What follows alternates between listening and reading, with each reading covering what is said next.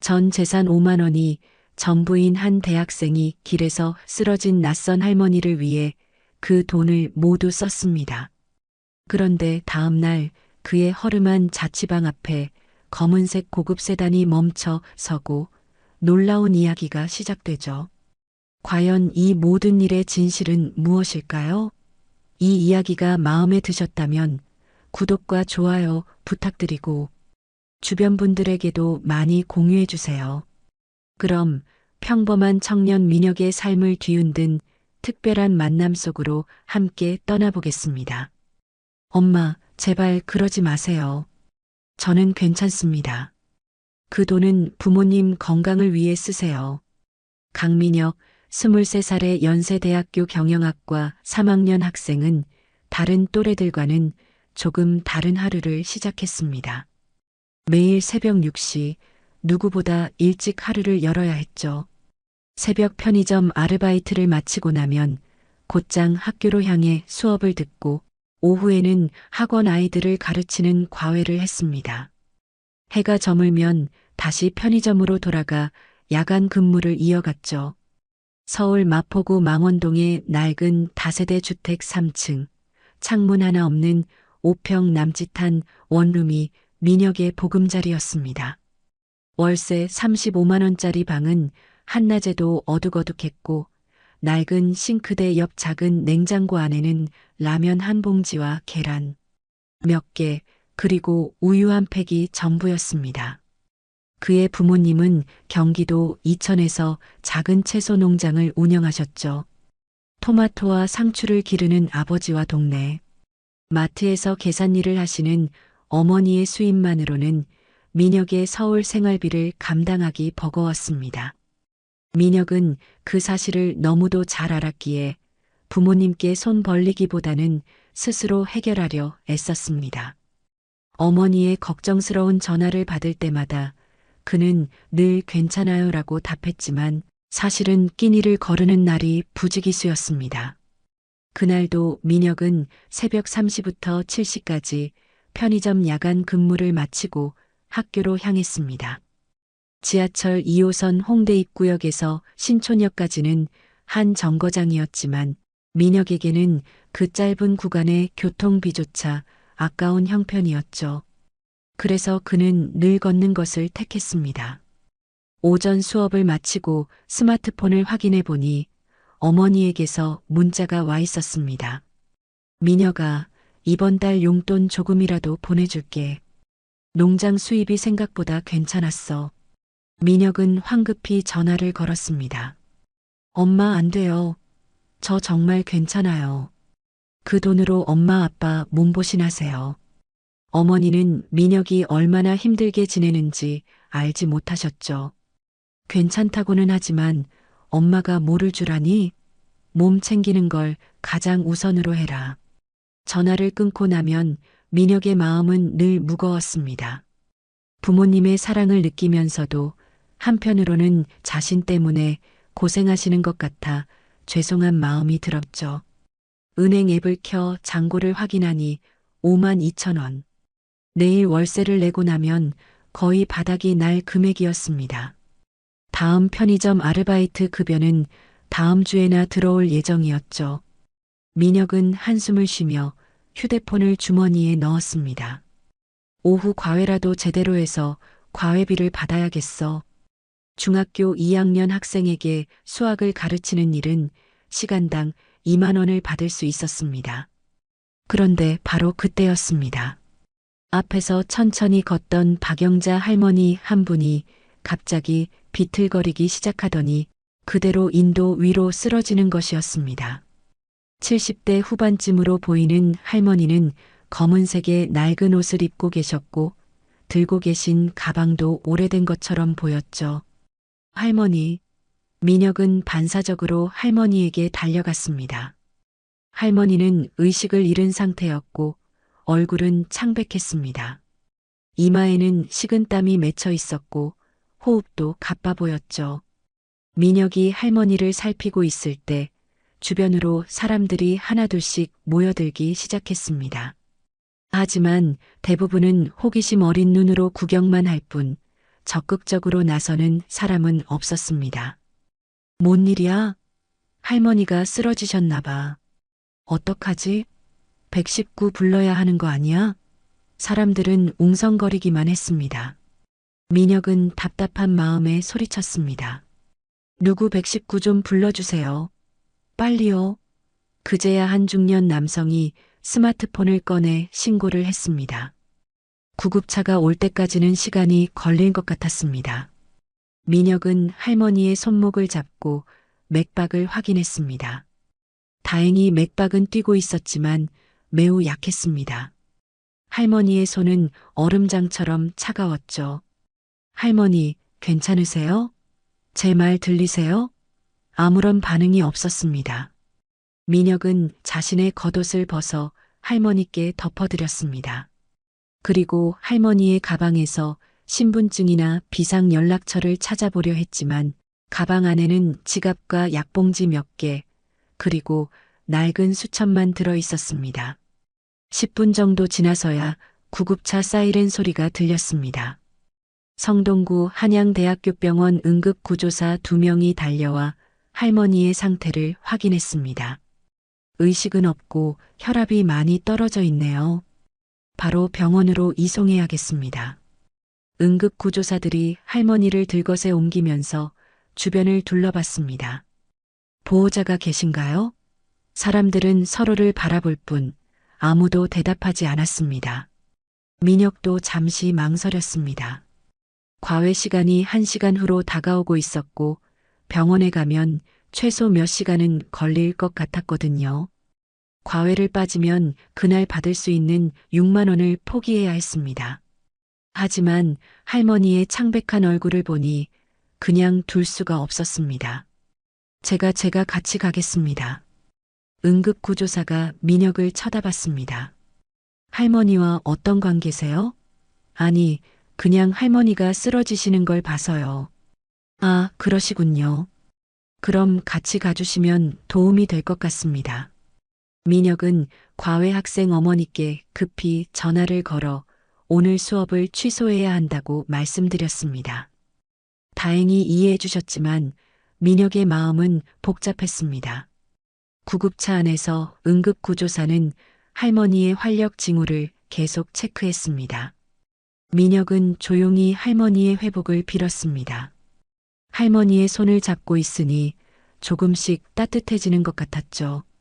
성동구 한양대학교병원에 도착했을 때는 오후 3시가 훌쩍 넘어 있었습니다. 할머니는 곧장 응급실로 옮겨졌고 민혁은 대기실에서 초조하게 기다려야만 했습니다. 응급실 대기실에 앉아 있는 동안 민혁의 머릿속은 복잡한 생각으로 가득 찼습니다. 아까 과외를 빠진 것도 아쉬웠고 편의점 아르바이트 시간도 다가오고 있었지만 무엇보다 할머니의 상태가 걱정되었습니다. 30분쯤 지났을 때 40대 중반쯤 되어 보이는 응급의학과 의사가 나왔습니다. 환자분과 어떤 관계세요? 의사의 질문에 민혁은 짧게 대답했습니다. 길에서 쓰러지신 걸 보고 따라온 사람입니다. 의사는 고개를 끄덕이며 설명을 시작했습니다. 다행히 생명에는 지장이 없습니다. 극심한 탈수와 영양실조 증상이 있고 혈압이 급격히 떨어져서 쓰러지신 것 같습니다. 당뇨 수치도 조금 높은 편이고요. 민혁은 안도의 한숨을 쉬었습니다. 그럼 괜찮아지실 수 있는 건가요? 네. 며칠 입원해서 수액 치료를 받으시고 영양 상태를 개선하시면 충분히 회복될 것 같습니다. 다만 의사가 말을 멈췄습니다. 네. 민혁이 다음 말을 기다렸습니다.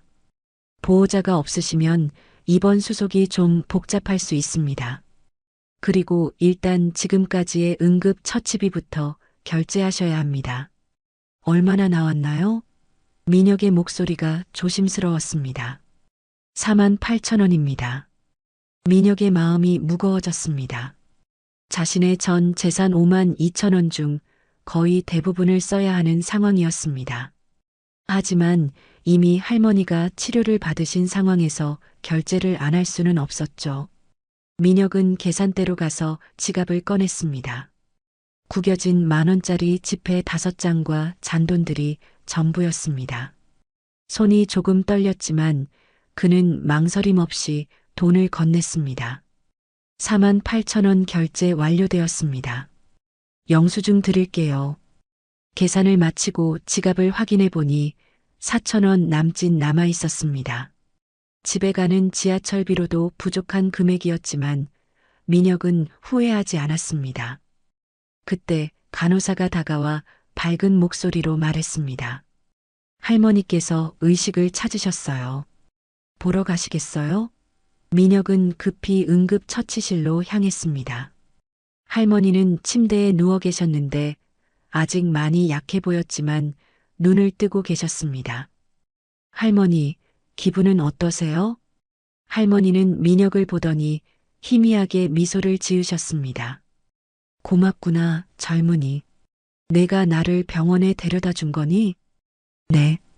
길에서 쓰러지셔서 많이 놀랐어요. 이제 괜찮으세요? 할머니는 민혁의 손을 잡으셨습니다. 이제는 따뜻해진 손이었습니다. 정말 고맙다. 요즘 세상에 이런 착한 사람도 있구나. 이름이 뭐니? 강민혁이라고 합니다. 민혁이 좋은 이름이구나. 나는 박영자라고 한단다. 할머니는 천천히 일어나려고 하셨지만 아직 몸이 많이 약하신 것 같았습니다. 아직 무리하시면 안 돼요. 의사 선생님이 며칠 입원하셔야 한다고 하셨어요. 입원이라니 그럼 병원비가 많이 나올 텐데. 할머니가 걱정스러운 표정을 지으셨습니다.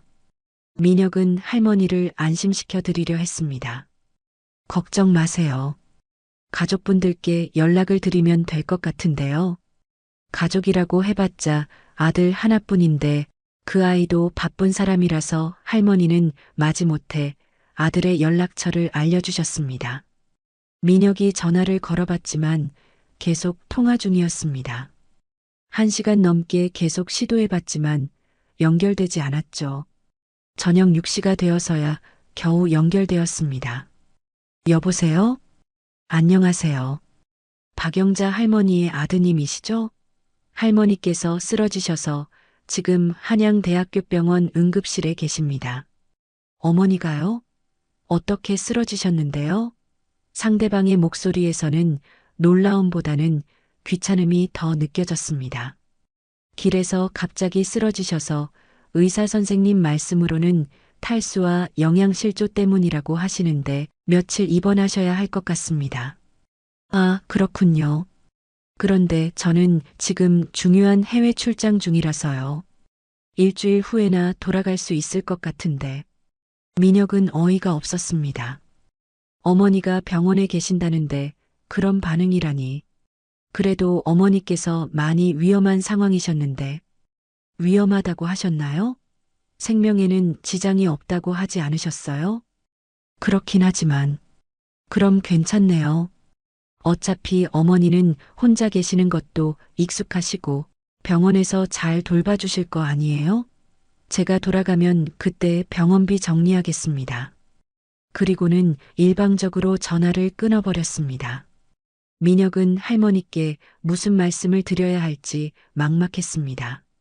할머니는 민혁의 표정만 봐도 상황을 눈치채신 것 같았습니다. 아들놈이 바쁘다고 하지? 내 해외 출장 중이라고 하시네요. 할머니는 쓸쓸하게 웃으셨습니다. 그럴 줄 알았어. 그 아이는 늘 바쁘거든. 민혁은 마음이 아팠습니다. 이렇게 좋으신 할머니를 어떻게 혼자 두고 갈 수 있을까요? 할머니, 제가 오늘 밤 여기 있을게요. 안 돼. 너도 할 일이 있을 텐데. 괜찮아요. 어차피 저는 시간 있어요. 사실은 편의점 야간 아르바이트를 빠져야 하는 상황이었습니다. 사장님께 전화를 드려 사정을 말씀드렸지만 예상대로 좋지 않은 반응이었습니다. 이런 식으로 갑자기 빠지면 다른 사람 구해야 하겠어. 민혁의 마음은 복잡했지만 할머니를 혼자 둘 수는 없었습니다. 그날 밤 민혁은 할머니 옆에서 밤을 새웠습니다. 할머니는 수액을 맞으시면서 조금씩 기력을 회복하고 계셨습니다. 새벽에 간간히 잠이 드셨을 때 민혁은 할머니의 평화로운 얼굴을 보며 자신이 옳은 일을 하고 있다는 확신을 느꼈습니다. 새벽 공기가 병실을 감쌌습니다. 밤새 할머니 곁을 지키던 민혁은 쭈그린 자세 탓에 온몸이 뻐근했지만 할머니의 평온한 숨소리에 안도했습니다. 다음 날 아침 할머니의 상태는 놀랍도록 호전되어 있었습니다. 수액 치료 덕분인지 얼굴색도 한결 밝아졌고 목소리에도 힘이 생겼습니다. 하지만 민혁의 상황은 더욱 어려워졌죠. 편의점 아르바이트를 빠진 것도 모자라 과외마저 못 간 상황에서 당장 생활비가 막막했습니다. 지갑에 남은 몇천 원으로는 제대로 된 식사를 할 수도 없었거든요. 민혁아, 너 밥은 먹었니? 할머니가 걱정스러운 눈빛으로 물으셨습니다. 민혁은 괜찮다고 대답했지만 사실 어제 점심 이후로 아무것도 먹지 못했습니다. 괜찮아요, 할머니. 아침은 원래 잘 안 먹어요. 하지만 거짓말은 배에서 나는 꼬르륵 소리에 들통나버렸습니다. 할머니는 안타까운 표정을 지으셨죠. 미안하구나, 나 때문에 내가 이렇게 고생하고 있는데. 아니에요, 할머니. 제가 하고 싶어서 하는 일이에요. 그때 담당 의사가 회진을 왔습니다. 어르신 상태가 많이 좋아지셨네요. 이대로 이틀 정도 더 입원해서 수액 치료 받으시면 퇴원하실 수 있을 것 같습니다. 고맙습니다, 선생님. 의사가 나간 후 할머니는 민혁에게 조심스럽게 말씀하셨습니다. 민혁아, 내가 나를 도와준 건 정말 고맙지만 내가 너무 많은 걸 희생하고 있는 것 같아서 마음이 아프구나. 그런 말씀 마세요, 할머니. 아니야. 내가 젊은 나이에 이렇게 고생스럽게 사는 걸 보니 내 부모님께서 얼마나 마음 아프실까? 할머니의 말에 민혁은 가슴이 뭉클했습니다. 사실 부모님께는 자신의 어려운 상황을 제대로 말씀드리지 못하고 있었거든요. 그때 민혁의 휴대폰이 울렸습니다. 집주인이었습니다. 민혁 씨, 이번 달 월세는 언제 주실 건가요? 벌써 3일이나 지났는데요. 죄송합니다. 이번 주 안에는 꼭 드릴게요. 이번 주라고 하시면 돈이 없으신 거예요? 매달 이런 식으로 늦으시면 저도 곤란한데요. 정말 죄송합니다. 며칠만 기다려주세요. 전화를 끊고 나니 할머니가 걱정스럽게 바라보고 계셨습니다. 월세 때문에 고민이구나. 아니에요. 괜찮아요. 하지만 사실은 전혀 괜찮지 않았습니다.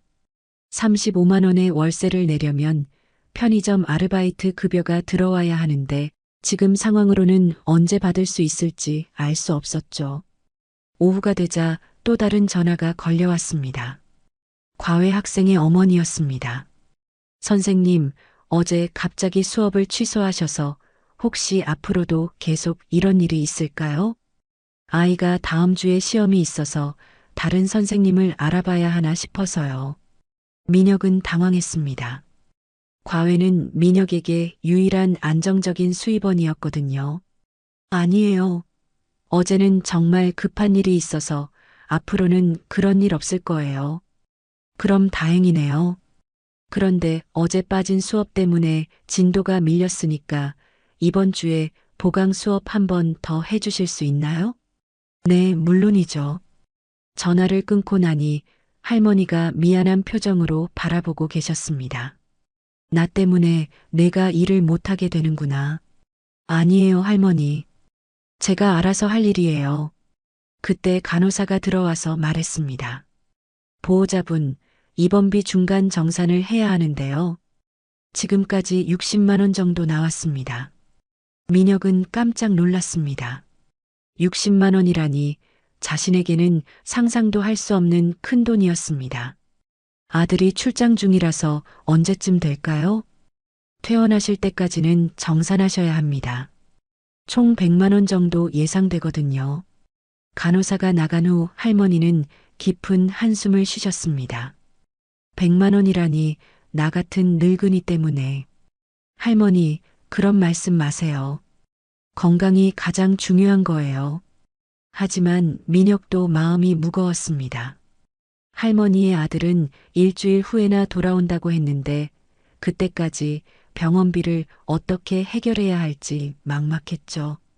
저녁 무렵 민혁은 할머니께 잠시 나간다고 말씀드리고 병원 로비로 내려갔습니다. 부모님께 전화를 드려야 했거든요. 하지만 이 상황을 어떻게 설명해야 할지 고민이었습니다. 여보세요, 민혁아? 어머니의 따뜻한 목소리가 들렸습니다. 엄마, 왜 그래? 목소리가 이상한데 어디 아픈 거 아니야? 민혁은 할머니를 도운 이야기를 간단히 말씀드렸습니다. 하지만 자신이 겪고 있는 어려움은 감추고 단지 선한 일을 했다는 정도로만 설명했죠. 우리 민혁이가 참 착하구나. 하지만 너무 무리하지는 마라. 내 몸이 가장 중요한 거야. 알겠어요, 엄마. 전화를 끊고 나니 마음이 더욱 무거워졌습니다. 부모님께 도움을 요청할 수도 없는 상황이었고, 그렇다고 할머니를 포기할 수도 없었습니다. 그날 밤도 민혁은 할머니 병실에서 지냈습니다. 할머니는 민혁이 고생하는 모습을 보시며 계속 미안해 하셨지만 민혁은 괜찮다고 말씀드렸습니다. 새벽 3시쯤 할머니가 잠에서 깨어나 민혁을 보셨습니다. 민혁아, 잠은 안 자니? 네, 괜찮아요. 혹시 할머니께서 아프시면 안 되니까요. 할머니는 민혁의 손을 잡으셨습니다. 고맙구나. 정말 고마워. 내가 이런 나이가 되어서 이렇게 젊은 사람의 도움을 받게 될 줄은 몰랐어. 당연한 일한 거예요. 당연한 일이라고 하지만 요즘 세상에서 이런 일을 당연하게 생각하는 사람이 얼마나 될까? 할머니는 잠시 말을 멈췄다가 계속하셨습니다. 민혁아, 내가 이렇게 어려운 상황에서도 나를 도와주는 모습을 보니 세상이 아직 살만하다는 생각이 들어. 민혁은 할머니의 말씀에 가슴이 따뜻해졌습니다. 비록 경제적으로는 어려운 상황이었지만 자신이 하고 있는 일이 옳다는 확신이 들었거든요. 사흘이 되던 날 박영자 할머니의 상태는 거의 정상으로 돌아왔습니다. 의사는 하루만 더 지켜본 후 퇴원해도 될 것 같다고 했습니다. 민혁은 안도했지만 그의 마음 한편에는 여전히 불안감이 맴돌았습니다. 그때 편의점 사장님으로부터 전화가 걸려왔습니다. 민혁 씨, 미안하지만 다른 사람으로 교체하기로 했어요. 이런 식으로 갑자기 나오지 않으면 운영에 차질이 생기거든요. 민혁은 마음이 무너지는 것 같았습니다. 편의점 아르바이트는 민혁의 주요 수입원이었는데 이제 그것마저 잃게 된 것입니다. 사장님, 정말 죄송합니다. 다시는 이런 일 없을 테니까. 이미 다른 사람을 구했어요.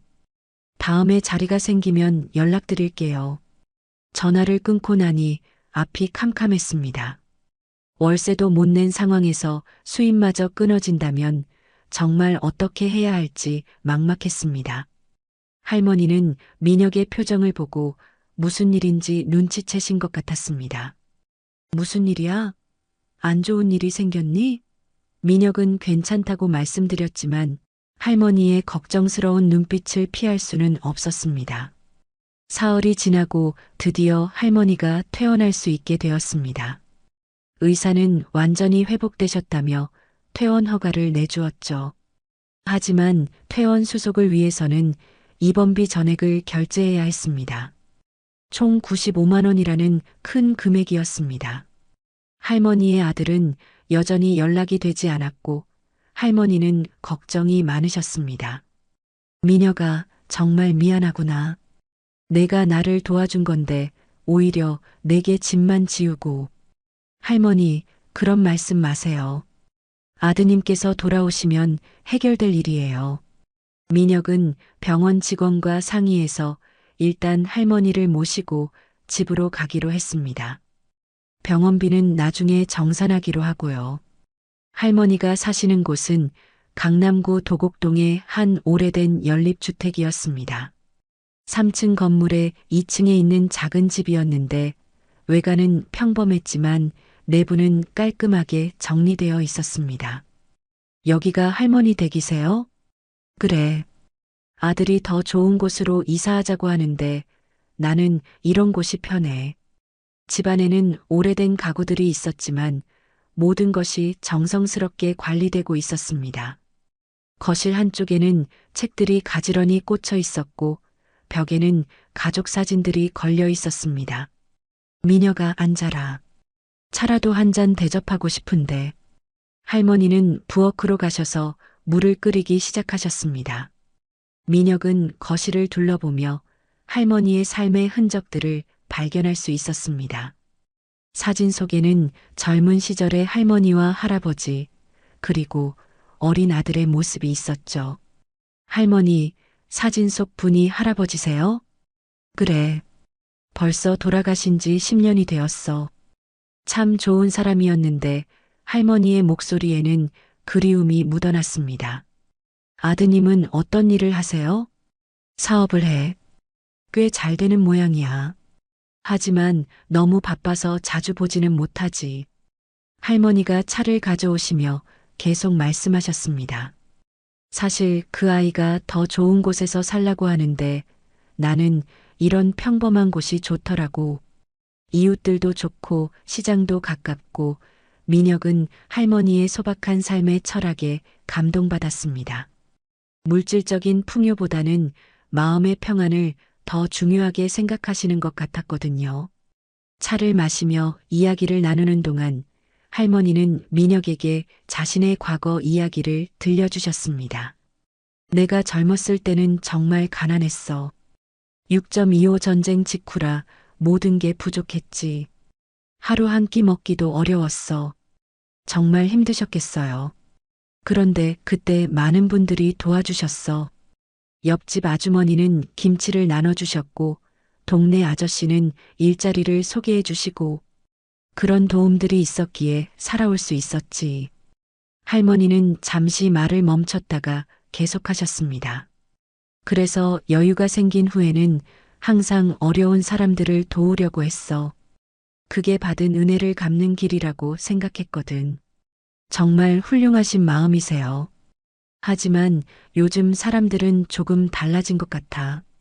예전에는 어려운 이웃을 돕는 게 당연했는데 지금은 그런 사람들을 찾기가 어려워졌어. 할머니는 민혁을 바라보며 말씀하셨습니다. 그런데 너는 달랐어. 나에게서 얻을 게 아무것도 없다고 생각했을 텐데도 진심으로 도와줬잖니.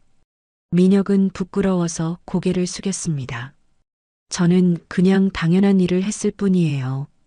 그때 할머니가 일어나셔서 서랍에서 작은 봉투를 꺼내셨습니다. 민혁아, 이걸 받아라. 이게 뭐예요? 고마운 마음이야. 내가 나를 위해 쓴 돈도 있고 그동안 고생한 것에 대한 감사의 표시이기도 하고 봉투를 열어보니 10만 원이 들어 있었습니다. 민혁에게는 정말 간절한 돈이었지만 할머니도 넉넉하지 않은 상황인 것을 알기에 받기가 망설여졌습니다. 할머니, 이건 너무 많아요. 저는 괜찮아요. 아니야. 받아야 해. 이 할미가 줄 수 있는 건 이것뿐이구나. 할머니의 진심 어린 마음을 느낀 민혁은 정중히 감사 인사를 드렸습니다. 정말 감사합니다, 할머니. 평생 잊지 않을게요. 고마운 건 나야. 내가 있어서 이 세상이 아직 따뜻하다는 걸 느꼈어. 민혁은 할머니와 작별 인사를 나누고 집으로 돌아갔습니다. 지하철을 타고 가면서 지난 며칠간의 일들을 생각해 봤습니다. 만약 그때 할머니를 그냥 지나쳤다면 지금의 이 모든 일은 일어나지 않았을 것입니다.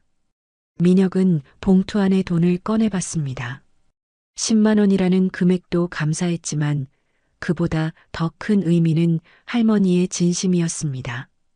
자신의 작은 선행이 이렇게 큰 축복으로 돌아온다는 게 믿기지 않았습니다. 그날 저녁 민혁은 구인구직 사이트를 뒤지며 새로운 아르바이트를 찾아봤습니다. 할머니께 받은 10만 원으로 당장의 생활비 문제는 해결되었지만 근본적인 문제는 여전히 남아 있었죠. 편의점 일자리를 잃은 상황에서 학업과 병행할 수 있는 안정적인 수입원을 찾는 것은 쉽지 않았습니다. 며칠이 지나면서 민혁의 상황은 조금씩 안정을 찾아갔습니다. 과외는 정상적으로 진행되었고 새로운 편의점 아르바이트도 구했죠. 하지만 무엇보다 민혁에게 큰 변화는 그의 마음가짐이었습니다. 할머니와의 만남을 통해 진정한 부의 의미에 대해 깊이 생각해 보게 되었거든요.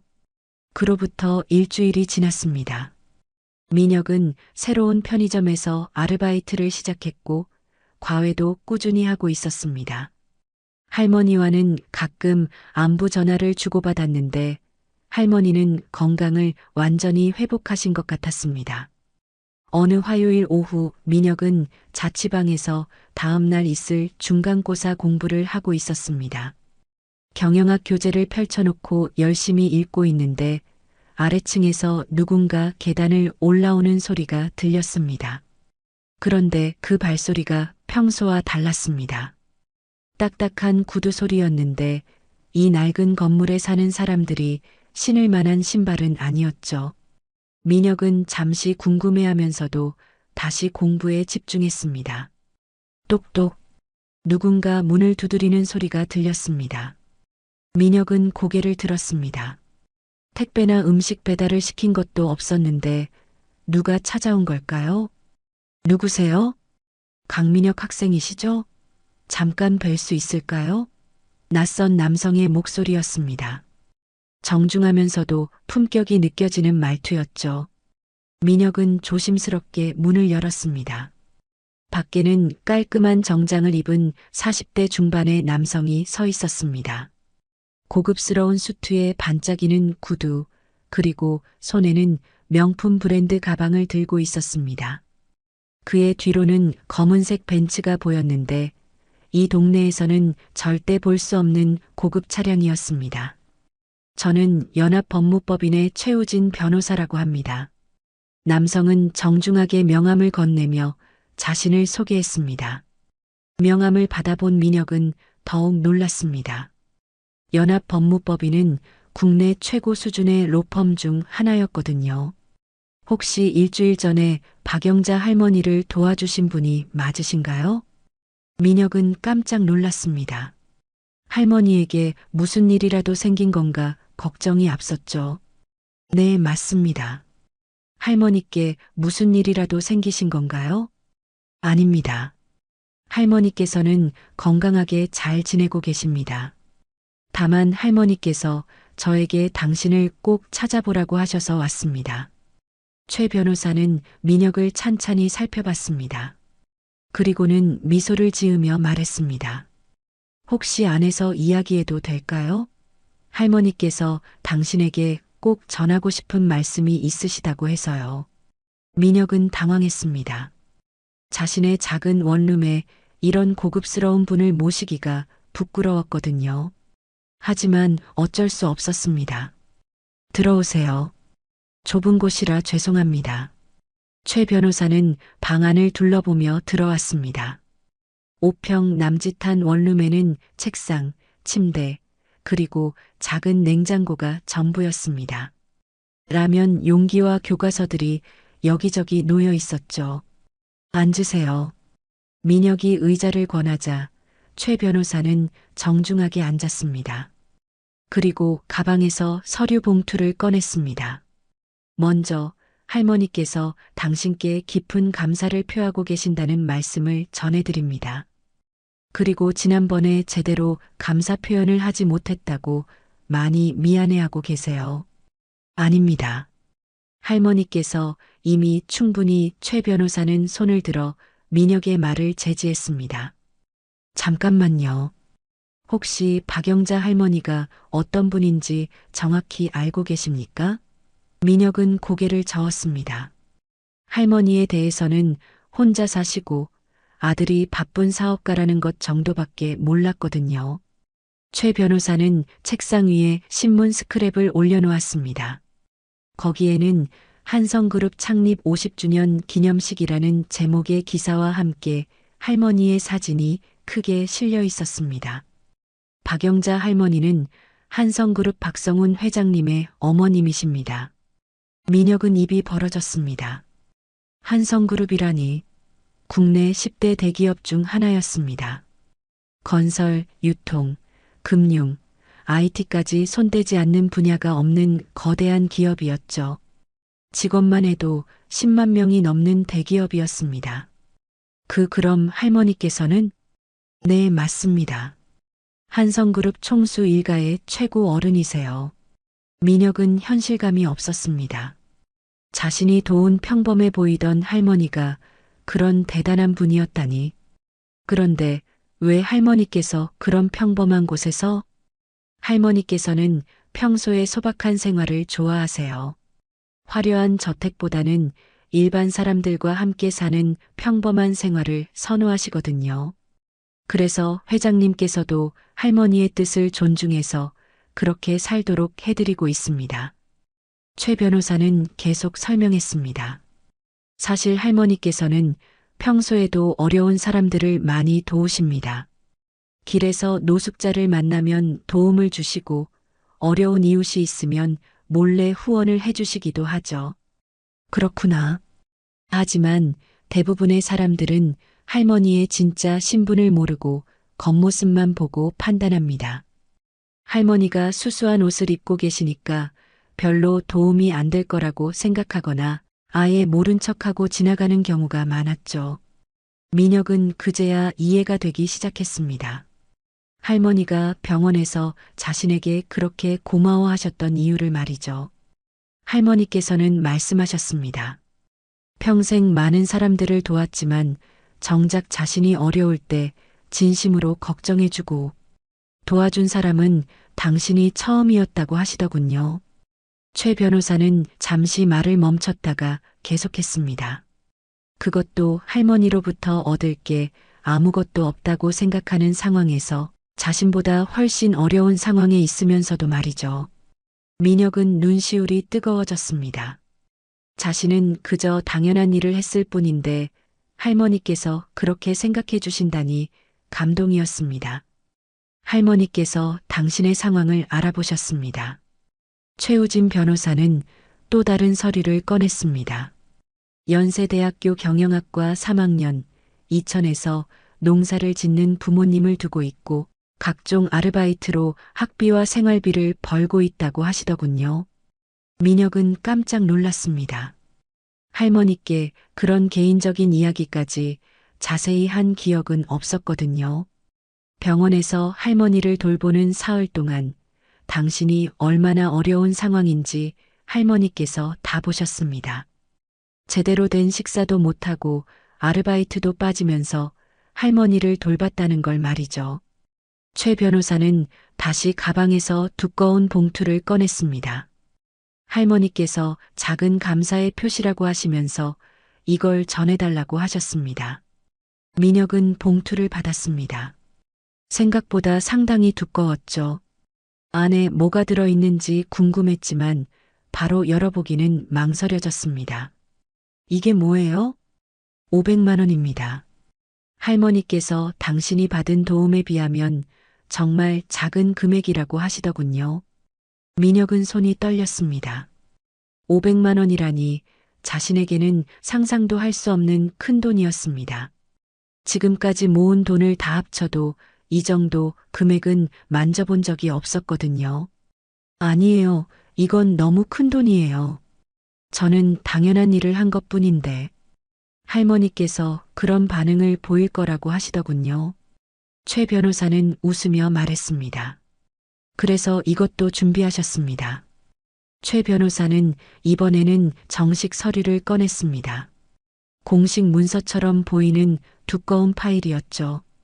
한성그룹에서 운영하는 장학재단이 있습니다. 매년 품행이 단정하고 학업 성적이 우수한 학생들에게 장학금을 지급하고 있죠. 할머니께서 당신을 장학생으로 추천하셨습니다. 민혁은 서류를 들여다봤습니다. 한성장학재단 장학생 선발 통지서라고 적혀 있었고 자신의 이름이 선발자로 기록되어 있었습니다. 장학금 규모는 졸업할 때까지 학기당 300만 원입니다. 그리고 생활비로 매월 100만 원을 별도로 지급받게 됩니다. 민혁은 현실감이 없었습니다. 며칠 전까지만 해도 5만 원 때문에 고민하던 자신이 이제는 매월 100만 원을 받게 된다니요. 그리고 하나 더 있습니다. 최 변호사는 또 다른 서류를 내밀었습니다. 한성그룹에서 인턴십 기회를 제공하고 싶다고 합니다. 방학 기간 동안 본사에서 실무 경험을 쌓을 수 있고 성과가 좋으면 졸업 후 정규직 입사 우선권도 주어집니다. 민혁은 꿈을 꾸는 것 같았습니다. 며칠 전까지만 해도 취업 걱정으로 밤잠을 못 이루던 자신이 이제는 국내 최고 기업의 입사 기회까지 얻게 되다니요. 정말 괜찮은 건가요? 저는 할머니께 큰 도움을 드린 것도 아닌데. 최 변호사는 고개를 저었습니다. 할머니께서 그러시더군요. 요즘 세상에서 진짜 어려운 건 돈을 구하는 게 아니라 진심을 구하는 거라고 말이죠. 그는 잠시 말을 멈췄다가 이어서 말했습니다. 할머니께서 평생 수많은 사람들을 도우셨습니다. 장학금만 해도 지금까지 수천 명의 학생들이 받았죠. 하지만 정작 할머니가 어려울 때 진심으로 도와준 사람은 당신이 처음이었다고 하시더군요. 민혁의 가슴이 뭉클해졌습니다. 할머니께서 말씀하시기를 그동안 많은 사람들이 할머니를 도왔지만 대부분은 할머니의 신분을 알고 난 후였다고 하시더군요. 하지만 당신은 달랐다고 하셨습니다. 최 변호사는 창밖을 바라보며 계속했습니다. 할머니께서 가장 감동받으신 건 당신의 순수함이었다고 하셨어요. 할머니로부터 얻을 게 아무것도 없다고 생각하는 상황에서도 자신의 전 재산을 써가며 할머니를 도왔다는 것 말이죠. 최 변호사는 잠시 숨을 고르고 나서 더욱 진지한 표정으로 말을 이어갔습니다. 사실 할머니께서는 평소에도 많은 테스트를 해보셨습니다. 일부러 평범한 옷을 입고 거리에서 도움을 요청해 보시기도 하고 가끔은 몰래 어려운 사람들을 관찰해 보시기도 하셨죠. 테스트요? 네. 사람들의 진짜 마음을 보고 싶어 하셨거든요. 하지만 대부분의 사람들은 할머니가 돈이 없어 보인다고 해서 성의 없게 대하거나 아예 모른 척하고 지나가는 경우가 많았습니다.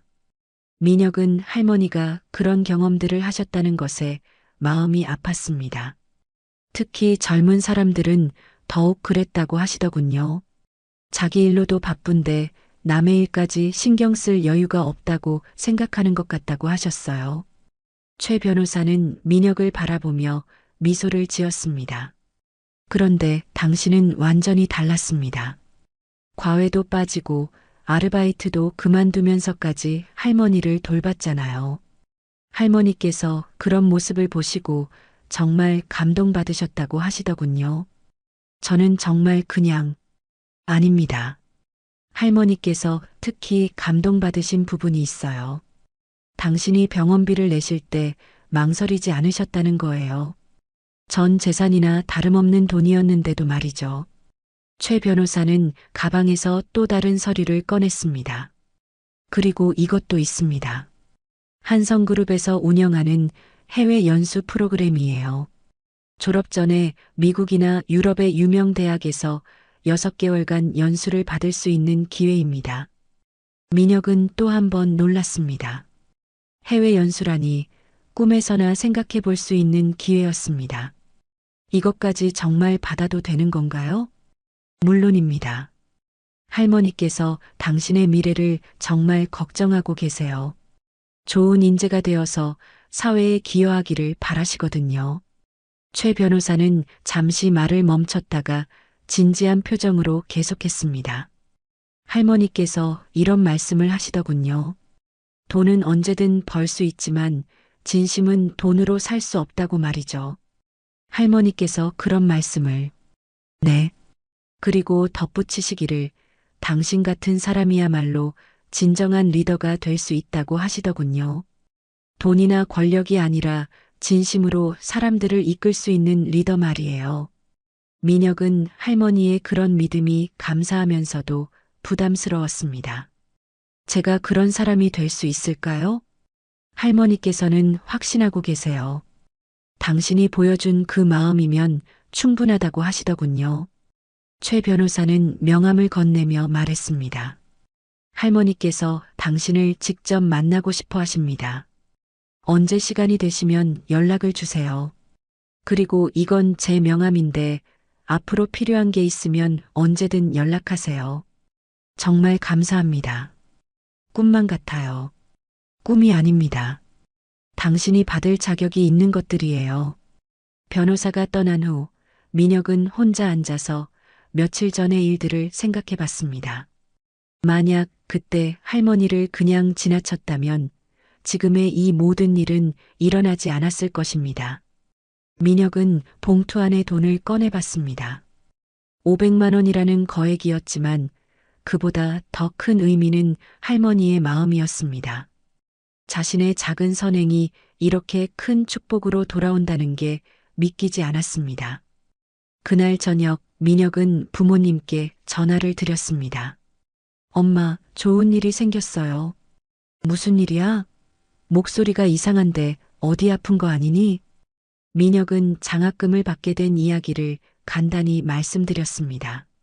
물론 할머니의 진짜 신분이나 500만 원에 대한 이야기는 하지 않았습니다. 부모님이 놀라실까 봐서요. 정말이니? 우리 민혁이가 장학생이 되었다고? 어머니의 목소리에는 기쁨이 가득했습니다. 네. 앞으로는 등록금 걱정 안 하셔도 돼요. 그리고 생활비도 지원받을 수 있어요. 아이고, 정말 다행이다. 그동안 내가 얼마나 고생했는지 이제 좀 편해지겠구나. 그리고 엄마, 해외 연수 기회도 생겼어요. 해외 연수라고? 우리 민혁이가. 어머니의 목소리에는 놀라움과 자부심이 동시에 담겨 있었습니다. 네. 선발되면 미국이나 유럽에서 공부할 수 있어요. 세상에, 정말 대단하구나. 우리 민혁이가 이렇게 훌륭하게 자랐구나. 모든 게 할머니, 아니, 우연히 도움을 받게 되어서 가능한 일이에요. 그래도 내가 평소에 착하게 살았으니까 그런 기회가 온 거야. 엄마는 정말 자랑스럽다. 전화를 끊고 나니 민혁은 마음이 한결 가벼워졌습니다. 이제는 부모님께 걱정을 끼치지 않을 수 있게 되었을 뿐만 아니라 자랑스러운 아들이 될 수 있게 되었으니까요. 민혁은 창밖을 바라보며 생각했습니다.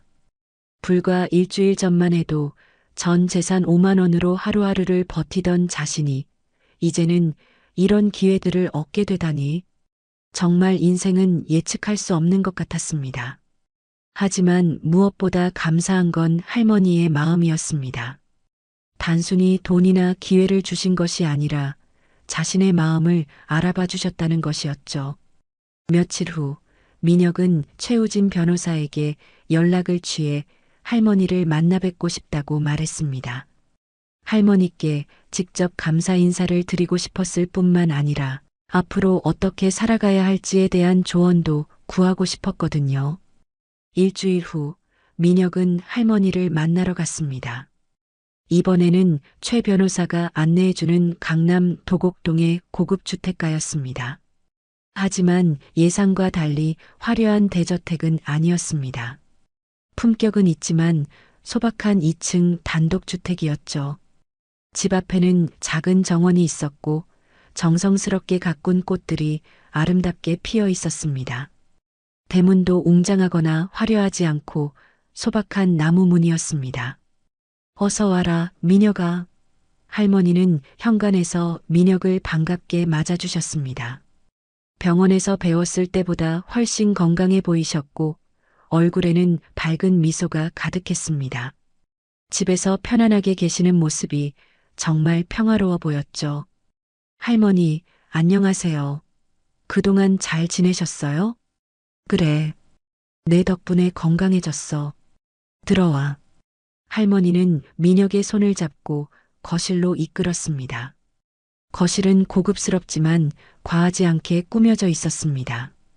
편안한 소파와 원목 테이블, 그리고 벽에는 가족 사진들이 정성스럽게 걸려 있었죠.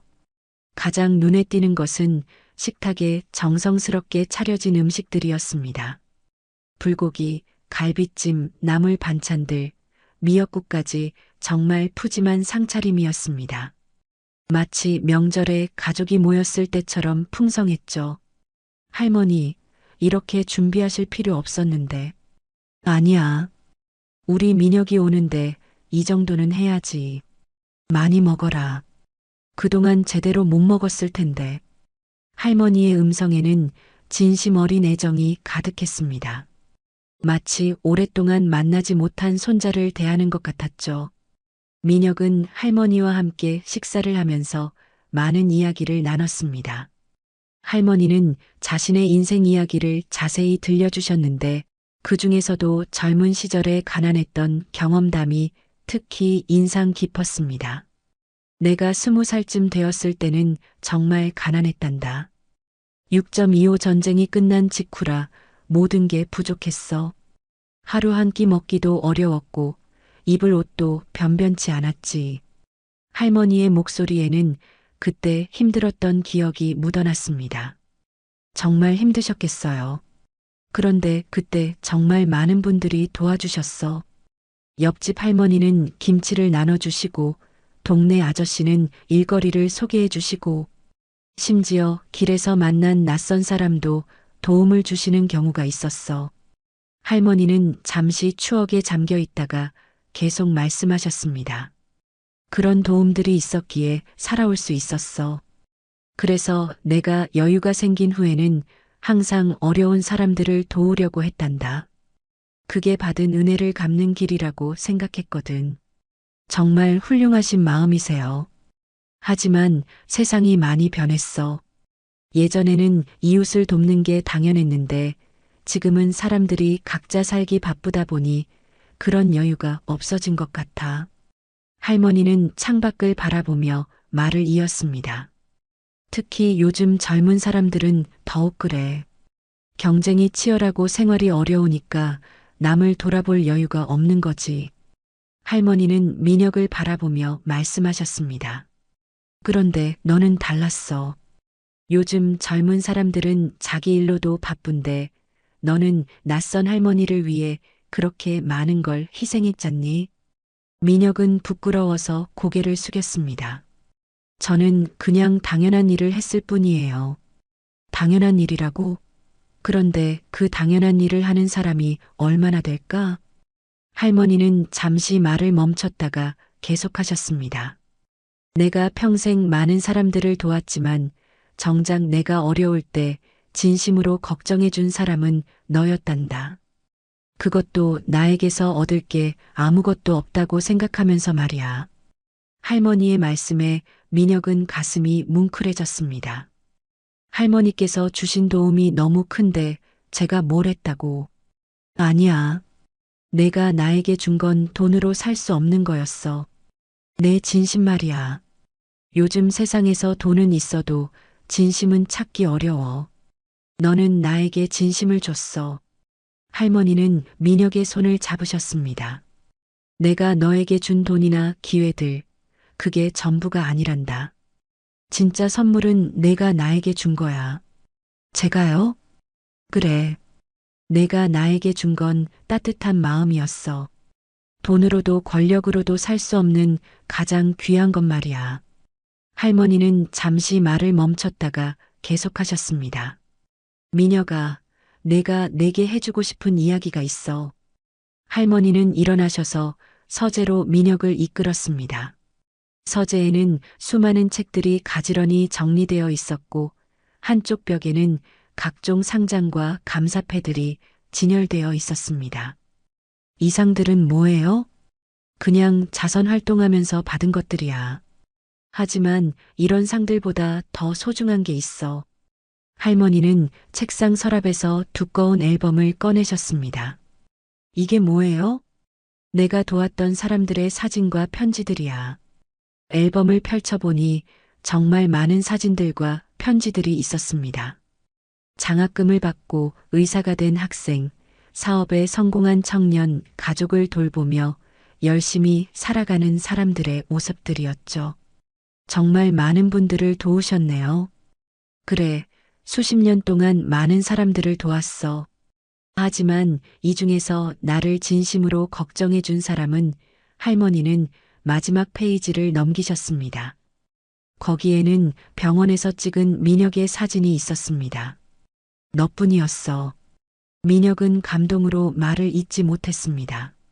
민혁아, 내가 앞으로 성공하게 될 텐데 그때도 지금의 마음을 잊지 말거라.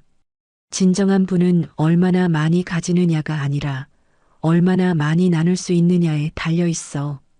할머니는 창가로 가셔서 밖을 바라보며 말씀하셨습니다. 나는 평생 돈을 많이 벌고 많은 사람을 도왔지만 정말 행복했던 순간들을 생각해 보면 누군가가 나에게 진심을 보여줄 때였어. 민혁은 할머니의 말씀을 가슴 깊이 새겼습니다. 할머니, 정말 감사해요. 할머니를 만나지 못했다면 저는 지금도 돈만 쫓아가며 살았을 거예요. 아니야. 너는 원래 그런 아이였어. 나는 그걸 발견해서 키워준 것뿐이야. 그날 오후 할머니는 민혁에게 집안 곳곳을 보여주셨습니다. 각 방마다 의미 있는 물건들과 추억들이 가득했습니다. 특히 할아버지와의 사진들을 보며 할머니는 많은 이야기를 들려주셨죠. 할아버지도 정말 좋은 분이셨겠어요? 그래. 그 사람도 너처럼 마음 따뜻한 사람이었어. 그래서 우리가 이런 삶을 살 수 있었던 거야. 저녁이 되어 헤어질 시간이 되자 할머니는 민혁에게 작은 상자를 건네셨습니다. 이건 뭐예요? 작은 선물이야. 내가 앞으로 살아가면서 가끔 생각날 때 보라고. 상자를 열어보니 고급스러운 만년필과 작은 수첩이 들어 있었습니다. 만년필에는 민혁의 이름이 새겨져 있었고 수첩. 첫 페이지에는 할머니의 글씨로 진정한 분은 마음에서 영자 할머니가라고 적혀 있었습니다. 민혁아, 공부 열심히 해서 좋은 사람이 되거라. 그리고 가끔 이 할미 생각도 나거든. 평생 잊지 않을게요. 그날 이후로 민혁과 할머니는 정기적으로 만나 뵙게 되었습니다. 할머니는 민혁에게 진짜 할머니처럼 대해주셨고 민혁도 친할머니처럼 여기며 자주 안부를 확인했습니다. 그로부터 1년이 지났습니다. 민혁은 대학교 4학년이 되었고 학과에서 최상위권 성적을 유지하고 있었습니다. 장학금 덕분에 아르바이트에 매여 있지 않고 학업에 집중할 수 있게 되었거든요. 한성그룹에서의 인턴십도 성공적으로 진행되었습니다. 여름 방학 2개월 동안 본사에서 실무를 경험하며 많은 것을 배웠죠. 인턴십 평가에서도 우수한 성과를 거두어 정규직 입사가 거의 확정된 상태였습니다. 하지만 민혁에게 가장 큰 변화는 마음가짐이었습니다. 할머니와의 만남을 통해 진정한 부의 의미를 깨달은 것이었거든요. 민혁은 이제 여유가 생길 때마다 어려운 사람들을 돕기 시작했습니다. 장학금의 일부를 어려운 후배들을 위해 기부하기도 하고 길에서 어려움에 처한 사람을 보면 주저없이 다가가서 도움을 주었습니다. 어느 가을날 지하철역에서 민혁은 한 할아버지가 계단에서 넘어지신 것을 보았습니다. 주변 사람들은 그냥 지나쳐갔지만 민혁은 바로 달려가서 할아버지를 도와드렸습니다. 할아버지, 괜찮으세요? 다치신 데는 없으세요? 고맙습니다, 젊은이. 계단이 미끄러워서. 민혁은 할아버지를 병원까지 모셔다 드렸고 검사비까지 지불해 드렸습니다. 다행히 큰 부상은 아니었지만 할아버지는 민혁에게 정말 고마워하셨죠. 이런 일들이 반복되면서 민혁은 점점 더 할머니의 가르침을 이해하게 되었습니다. 어느 날 민혁은 할머니를 찾아뵙습니다. 할머니는 여전히 건강하셨고 민혁을 보시면 언제나 환한 미소를 지어주셨죠. 민혁아, 요즘 어떻게 지내니? 네, 할머니 덕분에 잘 지내고 있어요. 이번 학기 성적도 좋게 나왔고 인턴십도 성공적으로 마쳤어요. 그래, 다행이구나. 그런데 성적보다 더 중요한 건 내 마음이야. 어려운 사람들 도우면서 지내고 있니? 민혁은 자신이 최근에 한 일들을 할머니께 말씀드렸습니다. 후배들을 도운 이야기, 길에서 쓰러진 할아버지를 도운 이야기, 기부한 이야기들을 들려드렸죠. 할머니는 매우 기뻐하셨습니다. 그래, 이제야 내가 왜 너를 도왔는지 알겠지? 네, 할머니, 진정한 부는 돈이 아니라 마음에서 나오는 거란다. 내가 나에게 준 그 따뜻한 마음이 바로 진정한 부야. 할머니는 창밖을 바라보며 계속 말씀하셨습니다. 내가 평생 돈을 많이 벌고 많은 사람을 도왔지만 정말 행복했던 순간은 따로 있었어. 바로 누군가가 나에게 진심을 보여줄 때였지. 민혁은 고개를 끄덕였습니다. 이제는 할머니의 말뜻을 완전히 이해할 수 있었습니다. 할머니, 정말 감사해요. 할머니를 만나지 못했다면 저는 지금도 돈만 쫓아가며 살았을 거예요. 아니야. 너는 원래 그런 아이였어. 나는 그걸 발견해서 키워준 것뿐이야. 그때 할머니가 서재에서 신문 한 부를 가져오셨습니다. 이거 봐라. 신문에는 대학생 선행 릴레이 확산이라는 제목의 기사가 실려 있었습니다. 민혁이 도운 후배들이 또 다른 사람들을 돕고 그것이 선순환으로 이어지고 있다는 내용이었죠. 이게 바로 진정한 부의 힘이야. 나눔은 나누면 나눌수록 더 커지는 거란다. 몇 달 후 민혁은 대학교에서 우수 장학생으로 표창을 받았습니다. 성적뿐만 아니라 봉사활동과 후배 지도에서도 모범을 보였다는 이유였죠. 시상식에는 할머니도 참석하셨습니다. 민혁이 상을 받는 모습을 보시며 정말 자랑스러워 하셨죠. 축하한다, 민혁아. 할머니 덕분이에요. 아니야. 내 노력의 결과야. 정말 자랑스럽구나. 시상식이 끝나고 할머니와 민혁은 대학교 근처 카페에서 차를 마시며 이야기를 나눴습니다. 민혁아, 졸업하면 한성그룹에 입사할 거지? 네, 그럴 예정이에요. 좋구나. 그런데 성공한 후에도 지금의 마음을 잊지 말거라. 네, 할머니. 할머니는 가방에서 작은 상자를 꺼내셨습니다. 이건 뭐예요? 졸업 선물이야. 미리 주는 거지만 상자를 열어보니 고급스러운 시계가 들어 있었습니다. 시계 뒷면에는 진정한 부는 마음에서 영자 할머니가라고 새겨져 있었죠. 민혁아, 시간은 돈으로 살 수 없는 가장 소중한 거야. 그 시간을 누구와 어떻게 보내느냐가 인생을 결정하지. 민혁은 감동으로 눈시울이 붉어졌습니다. 평생 소중히 할게요. 그리고 가끔은 이 시계를 보면서 생각해라. 진정한 성공이 무엇인지 말이야. 몇 달 후 민혁은 무사히 대학을 졸업했고 한성그룹의 정규직으로 입사했습니다. 신입사원 중에서도 특별한 관심을 받으며 좋은 부서에 배정되었죠. 입사 후에도 민혁은 할머니의 가르침을 잊지 않았습니다. 성공한 후에도 초심을 잃지 않고 어려운 사람들을 돕는 일을 계속했습니다. 입사 1년 후 민혁은 회사에서 자원봉사 동아리를 만들었습니다. 젊은 직원들과 함께 어려운 이웃을 돕는 활동을 정기적으로 진행했죠. 민혁 씨가 이런 활동을 하는 특별한 이유가 있나요? 한 후배가 물어봤습니다. 특별한 이유라기보다는 누군가에게 받은 은혜를 갚고 싶어서요. 민혁은 할머니와의 이야기를 간단히 들려주었습니다. 물론 할머니의 진짜 신분은 밝히지 않고 단지 어려울 때 도움을 받은 경험담으로 설명했죠.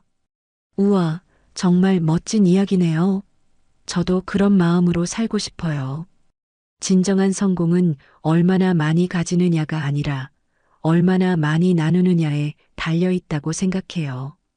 그렇게 민혁의 영향으로 더 많은 사람들이 나눔의 가치를 알게 되었습니다. 지금도 민혁은 할머니의 가르침을 잊지 않고 살아가고 있습니다. 매월 할머니를 찾아뵙고 일상의 고민들을 상의하기도 합니다. 할머니는 민혁에게 진짜 할머니가 되어 주셨고, 민혁도 할머니를 친할머니처럼 모시고 있죠. 얼마 전 회사에서 승진 소식을 들은 민혁은 제일 먼저 할머니께 소식을 전했습니다. 할머니, 승진했어요. 정말? 우리 민혁이가 벌써 과장이 되었다고? 네, 할머니 덕분이에요. 아니야, 내 노력의 결과야. 정말 자랑스럽구나. 할머니, 제가 이렇게 성공할 수 있었던 건 할머니께서 가르쳐 주신 덕분이에요. 무슨 소리야? 내가 원래 가지고 있던 좋은 마음을 발견한 것뿐이야. 어느 날 할머니가 민혁에게 말씀하셨습니다. 민혁아, 내가 나에게 와준 그날이 내 인생에서 가장 행복한 날 중 하나였어. 저도 그날이 제 인생을 바꾼 날이었어요. 그래. 그날 우리는 서로에게 선물을 준 거야. 나는 너에게 기회를, 너는 나에게 희망을 준 거지. 할머니는 미소를 지으며 계속하셨습니다. 진정한 부는 혼자 가지는 게 아니라 함께 나누는 거란다. 내가 그걸 실천하고 있으니 정말 자랑스러워. 민혁은 그때를 떠올리며 후배들에게 항상 이런 이야기를 해줍니다. 진정한 성공은 얼마나 많이 가지느냐가 아니라 얼마나 많이 나누느냐에 달려 있다고요. 그리고 가끔 후배들에게 이런 질문을 던지기도 합니다. 여러분은 누군가가 어려움에 처했을 때 어떻게 하시겠어요? 그냥 지나치시겠어요? 아니면 도움을 주시겠어요? 민혁의 이야기를 들은 후배들은 대부분 감동을 받고 자신들도 그런 마음으로 살겠다고 다짐합니다. 어느 겨울날 민혁은 출근길에 또 다른 할머니가 길에서 쓰러지신 것을 보았습니다. 주변 사람들은 바쁘다는 이유로 그냥 지나쳐갔죠. 민혁은 주저없이 달려가서 할머니를 도왔습니다. 구급차를 불러 병원에 모셔다 드리고 보호자가 올 때까지 함께 있어 드렸습니다. 그 할머니가 회복된 후 민혁에게 말씀하셨습니다. 고맙습니다, 젊은이. 요즘 같은 세상에 이런 분이 또 있다니. 민혁은 그때 박영자 할머니의 말씀이 떠올랐습니다. 받은 은혜는 다른 사람에게 갚는 거란다. 그렇게 민혁은 할머니께 받은 사랑을 나누며 살아가고 있습니다. 지금도 민혁은 매일 아침 할머니께서 주신 시계를 차며 다짐합니다. 오늘도 누군가에게 따뜻함을 나누어 주자.